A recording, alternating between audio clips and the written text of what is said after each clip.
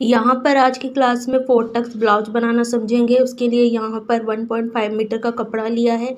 नीचे से सबसे पहले इसे अच्छे से लाइन यहाँ पे बना लेना है, जिससे कि कपड़ा जो ऊपर नीचे हो रहा है यहाँ पे ये सीधा हो जाए।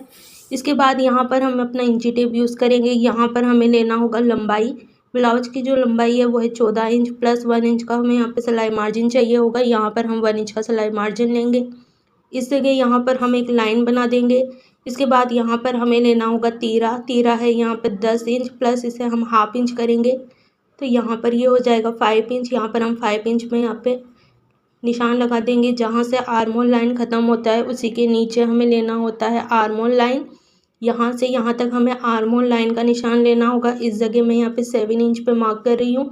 6.5 इंच लोगे तो भी यहाँ पे चल जाएगा। यहाँ पर एक सीधी लाइन बना देंगे। जहाँ से आर्म होल लाइन ख़त्म होता है उसी के नीचे हमें लेना होता है चेस्ट लाइन। इस जगह यहाँ पर है हमारा आर्म होल लाइन, इसके नीचे हम लेंगे चेस्ट लाइन। इस जगह यहाँ पर हम सबसे पहले एक लाइन बना देंगे इस तरीके से। यहाँ पर हमें लेना होगा चेस्ट लाइन। यहाँ पर हम चेस्ट का फॉर्मूला यूज़ करेंगे। जो भी आपका चेस्ट राउंड है उसे 4 से डिवाइड करना होगा। चेस्ट है यहाँ पे 32 इंच, 32 को यहाँ पे 4 से डिवाइड करेंगे तो ये हो जाएगा 8 इंच। यहाँ पर हम अपना इंची टेप रखेंगे। यहाँ पर हम 8 इंच पे निशान लगाएंगे। इसी तरह हमें कमर राउंड भी यहीं पे इसी तरीके से लेना होगा। नीचे की साइड जो भी आपका कमर की गोलाई है, जैसे कि यहाँ पर है 28 इंच, इसे हम 4 से डिवाइड करेंगे तो यहाँ से यहाँ तक आया 7 इंच।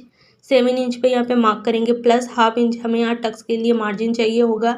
यहाँ पर हम हाफ इंच के हिसाब से बढ़ा सकते हैं। दूसरा तरीका है, जितना आपका चेस्ट लाइन है यहाँ से यहाँ तक हम इंची टेप को रखेंगे। इस जगह तक नापेंगे, ये आ रहा है 8 इंच, तो यहाँ पर इंची टेप को रखेंगे।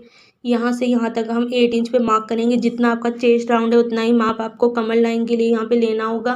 प्लस यहाँ पर हमें सिलाई मार्जिन चाहिए होगा जो लूज़ और टाइट करने के लिए कम है। 1.5 इंच के हिसाब से मैंने यहाँ पे सिलाई मार्जिन यहाँ पे लिया है। इसी तरह हमें आर्म होल का शेप देना होगा। कॉर्नर में यहाँ पर हम अपना इंची टेप रखेंगे। यहाँ से यहाँ तक हम 1.5 इंच के हिसाब से आगे आएंगे। जो भी आपका आर्म होल लाइन है इसका हमें हाफ करना होगा। इस जगह हम अपना इंची टेप रखेंगे। यहाँ से यहाँ तक हम इसका हाफ करेंगे। इस जगह यहाँ पर हमारे हाफ आ रहा है। यहीं से हमें राउंड शेप देना होगा। ये बैक पार्ट की आर्म होल की गोलाई हो जाएगा।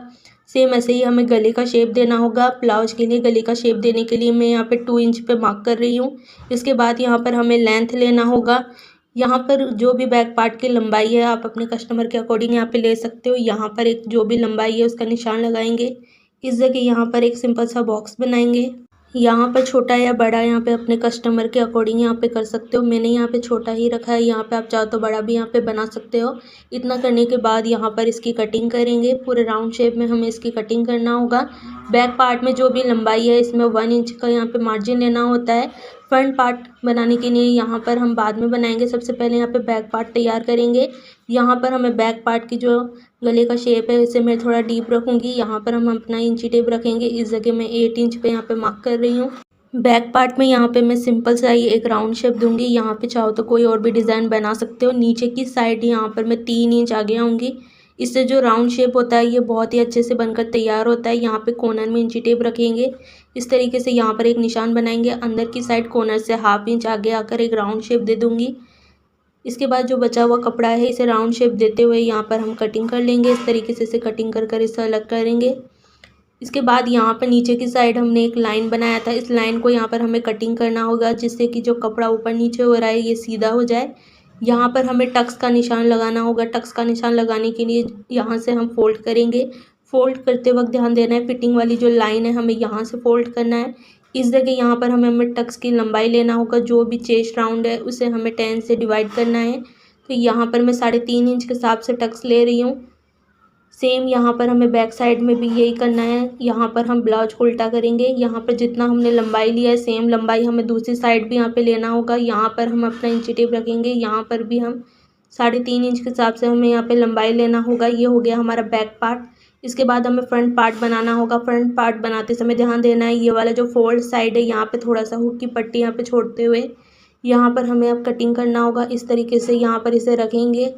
बैक पार्ट एकदम प्लेन है इसलिए हमने यहाँ पे 1 इंच का मार्जिन लिया था। यहाँ पे सबसे पहले बैक पार्ट को हम अच्छे से छाप लेंगे। फ्रंट पार्ट जब भी हम बनाएंगे तो इसमें हमें 2 इंच का मार्जिन चाहिए होगा, क्योंकि जब हम शोल्डर जॉइन करेंगे हाफ इंच का मार्जिन चला जाएगा। टक्स की जब सिलाई करेंगे तो हमें ज़्यादा मार्जिन की यहाँ पे ज़रूरत होगी। तो फ्रंट पार्ट के लिए यहाँ पर मैं 2 इंच और एक्स्ट्रा यहाँ से नीचे से बढ़ा दूँगी। इतना करने से ही ये पूरा कंप्लीट यहाँ पे हो जाएगा। यहाँ पर हमारे आर्म होल का निशान था। यहाँ पर हमने जब बैक पार्ट बनाया था तो 1.5 इंच के हिसाब से कॉर्नर से आगे आए थे। इस बार हमें 1 इंच के हिसाब से आगे आना होगा। यहाँ कॉर्नर में इंची टेप रखेंगे और इस जगह यहाँ पर एक राउंड शेप दे देंगे।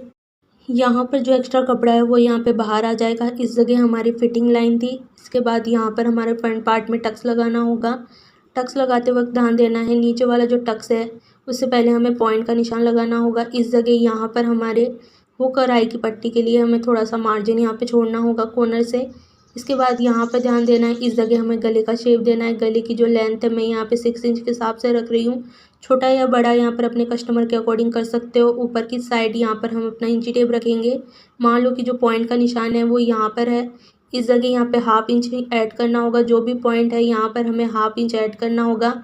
इस जगह यहाँ पर हम अपना इंची टेप रखेंगे। 1.5 इंच की दूरी यहाँ पे रखेंगे। सेम जैसे मैंने ड्राफ्टिंग में बताया था सेम ऐसे ही 1.5 इंच की दूरी के हिसाब से यहाँ पर हमें एक सर्कल तैयार करना होगा। इस तरीके से चारों साइड हमें एक सर्कल यहाँ पे बनाना होगा। इसके बाद यहाँ पर साइड में हमें यहाँ पे टक्स लगाना होगा, तो स्केल से इसका यहाँ पे लाइन यहाँ पे बनानी पड़ेगी। इसके लिए मैं यहाँ पे स्केल यूज़ करूँगी। एक टक्स यहाँ मैं सामने की साइड लगाऊंगी, दूसरा जो टक्स होगा वो नीचे की साइड होगा। तो यहाँ पर नीचे की साइड यहाँ पे टक्स लगाएंगे। एक टक्स चाहो तो यहाँ सामने की साइड यहाँ पे लगा सकते हो, मैं यहाँ साइड में यहाँ पे लगा दूँगी। चौथा जो टक्स होता है वो आर्मोल साइड होता है, तो यहाँ पर हम आर्मोल साइड यहाँ पे टक्स का निशान लगा देंगे। ऊपर के जो 3 टक्स हैं उसे हमें 1/2 इंच के हिसाब से सिलाई करना है। नीचे वाला जो टक्स है इसे हमें 1 इंच के हिसाब से सिलाई करना है। यहाँ पर मैंने कटिंग कर दिया है। बीच में हमें फिर से एक ड्राइंग बनाना पड़ेगा, तो कपड़े को यहाँ पे फिर से फोल्ड करेंगे। इसके बाद हाथ से हमें इसे प्रेस करना होगा। हाथ से प्रेस करने से यहाँ पे जो ड्राइंग हमने यहाँ बनाया है ये दूसरी साइड भी यहाँ पे छप जाएगा, जिससे काम हमारा और भी ज़्यादा आसान हो जाएगा। यहाँ पर जब हम इसे खोल कर देखेंगे, जो ड्राइंग हमने साइड में बनाया था दूसरी साइड यहाँ पे छप जाएगा। इसे हमें बीच में से कटिंग कर कर इसे अलग कर लेना है। इससे फ्रंट पार्ट और बैक पार्ट हमारा अच्छे से तैयार हो गया। इसके बाद यहाँ पर हमें बाजू की कटिंग करना होगा, तो बचे हुए कपड़े का हम यूज़ करेंगे। यहाँ पर इसे बीच में से इस तरीके से फोल्ड करेंगे। इसके बाद यहाँ पर एक बार और फोल्ड कर देंगे। इस तरीके से ये 4 फोल्ड हो जाएगा।